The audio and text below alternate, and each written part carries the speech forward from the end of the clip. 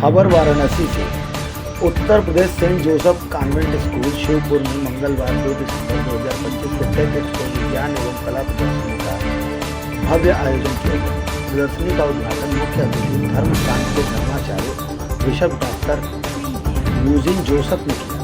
Saint Joseph school tech expo Varanasi का मुख्य theme विकसित भारत 2047 है, जिसका उद्देश्य देश को 2047 तक विकसित राष्ट्र बनाने की कल्पना को दर्शाता है। देखिए हमारे संवाददाता अश्वनी सेठ की रिपोर्ट।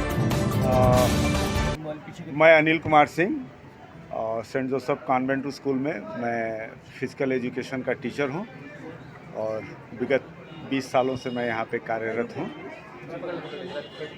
अगर देखा जाए आज किस तरीके का कार्यक्रम यहाँ पे आयोजन किया गया है, क्या कहेंगे? ये कार्यक्रम एक्चुअली बच्चों के अंदर जो क्रिएटिव होता है कि आप किस तरह की जो है बच्चे साइंस को और चीज़ें जो डेवलपमेंट थी कि 2047 में इंडिया किस तरह से जो है ग्रो करेगा, वो थीम थी और उसी थीम पे जो है इस एग्जीबिशन को लगाया गया था और बच्चों ने उसमें जो वर्किंग मॉडल और ऐसे तमाम मॉडल बनाया है जिसको आप लोगों ने देखा है और कि भविष्य में जो 2047 में हम कहाँ पे होंगे, भारत कहाँ पे होगा, उस चीज़ को लेकर के जो है सारे मॉडल बने हुए थे। खासकर अगर देखा जाए जो बच्चे जो है अपने जो कॉन्फिडेंस लेवल कितना इसका बच्चों का बढ़ेगा आगे इस तरीके से परफॉर्मेंस। एक्चुअली जो स्कूल एक ऐसा प्लेटफॉर्म होता है जहाँ बच्चों को अपने अंदर की जो प्रतिभाएं होती हैं वो यहाँ पे आपको विकसित करने का एक मौका मिलता है।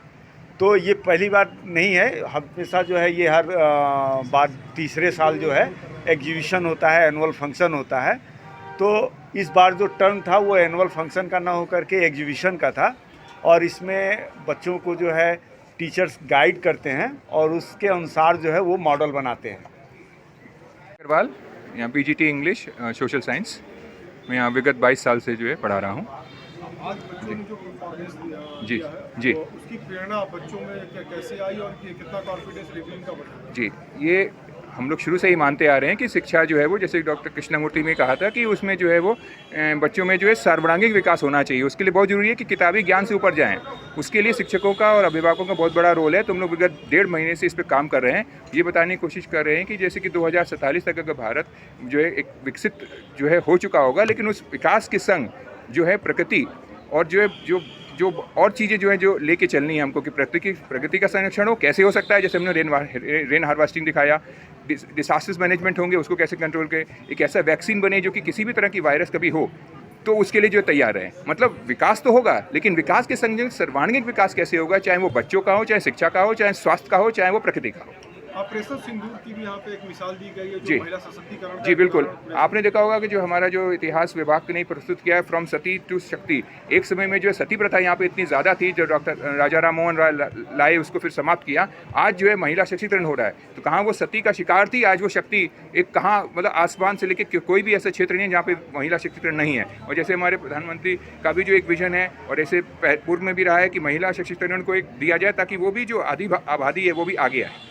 इसलिए हम लोग ने उस पर फोकस किया और ऑपरेशन सिंदूर में जो 2 महिलाएं जो हमारी जो थी उनको जो हम लोग ने हाईलाइट किया ताकि वो लोग जानें।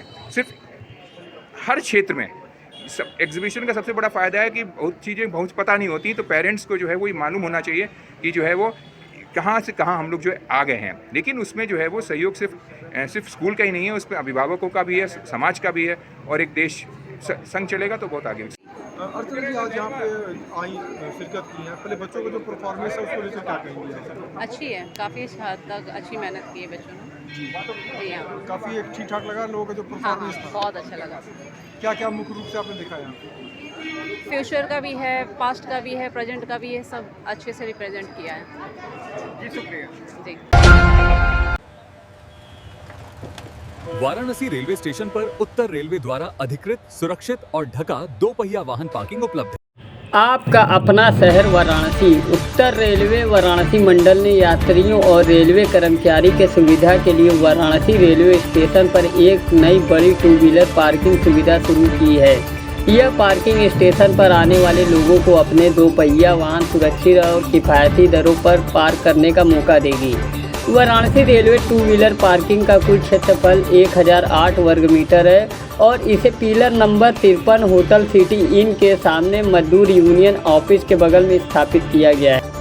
12 घंटे के लिए केवल 10 रुपए, 24 घंटे के लिए 15 रुपए और मासिक किराया सिर्फ 200 रुपए।